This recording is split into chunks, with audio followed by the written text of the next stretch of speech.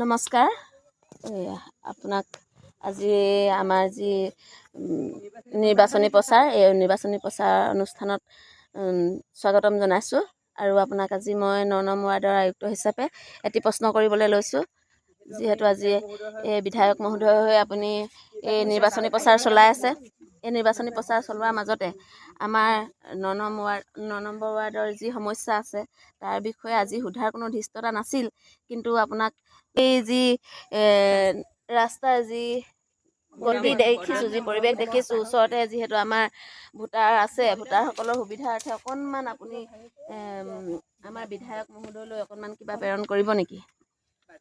হয়, প্ৰথমতে মই আপোনালোকলৈ নমস্কাৰ জনাইছোঁ যিহেতু আজি আমি বিধায়ক ডাঙৰীয়াৰ হৈ আমাৰ নৱকুমাৰ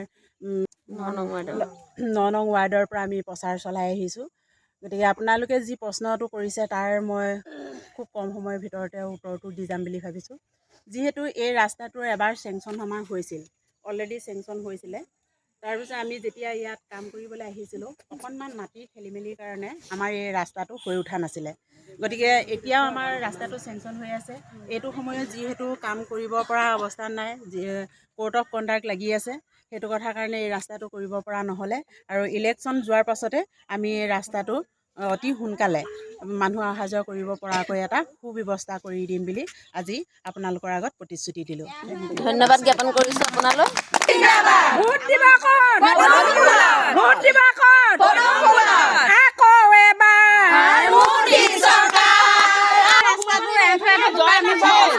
কৰিবলগীয়া হৈছে স্কুলীয়া ল'ৰা ছোৱালীও আছে এই চাৰে যাতে আমাৰ ৰাস্তাটো চকু মেলি চাই ভাল কৰি দিয়ে আমি চাৰ মানে কষ্ট কৰিছোঁ।